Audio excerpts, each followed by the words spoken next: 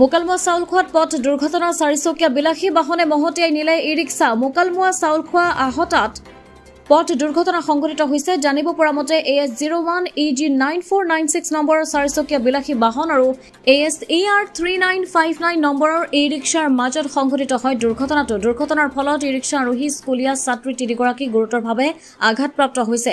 দুৰ্ঘটনা সংঘটিত কৰা 4চকীয়া বাহনত থকা 2জনকৈ লোক আহত হৈছে বুলি খবৰ আহি পৰিছে। দুৰ্ঘটনাটোৰ ফলত বৰক্ষেত্ৰী পকোৱা ME স্কুলৰ 3গৰাকীকৈ ছাত্ৰী আহত হৈছে বুলি জানিব পৰা গৈছে।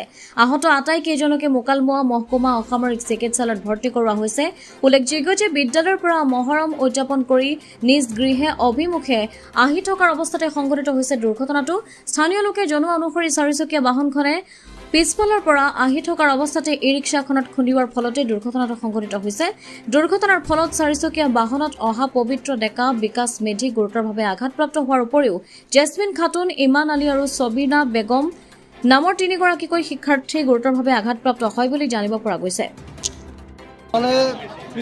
উত্তৰৰ পৰাই আহি আছে, উত্তৰৰ পৰাই আহাতে এখন 4চকা এখন অভাৰটেক কৰি করবা যাওয়াতে পিলপিলাতে একদম ডাইরেক্ট লগাই দিছে। লগাই এখানে পিলপিলা এখন একদম উল্টি গেছি, উল্টি যাইখানে 4চকা খানো এখানে আহি উল্টি গেছে। কিন্তু পিলপিলা খানোর যেটু সাইডত চাইছে চাউল খাবার আহাটা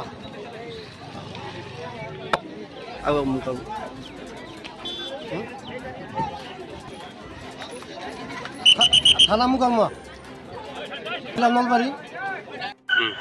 পিছে মাৰুতিখন অভাৰ স্পীড আছিল নেকি? অভাৰ স্পীডৰ পৰা পিলপিলটো সাইডতে আহি আছিল। অভাৰটেকৰ পৰা মাৰুতিখনে অভাৰটেক কৰিব গৈ এইটোক মাৰি। ক'ত আছিল গাড়ীখন? ক'ত আছিল? এইটো বৰতলাৰ নেকি? বৰতলাৰ গাড়ী। কি নাম গম পাইছে নেকি? কি নাম গম পোৱা নাই ন?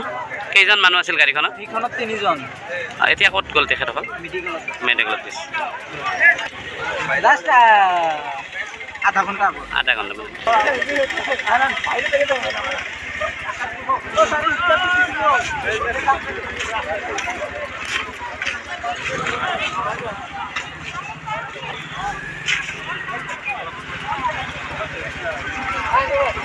মানে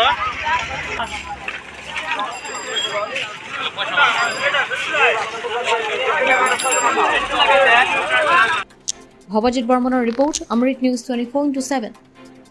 অমৃত প্ৰবাহ অসমীয়া সাপ্তাহিক কাকতৰ ডিজিটেল সংস্কৰণ অমৃত নিউজ, সত্যৰ সন্ধানত অমৃত নিউজ।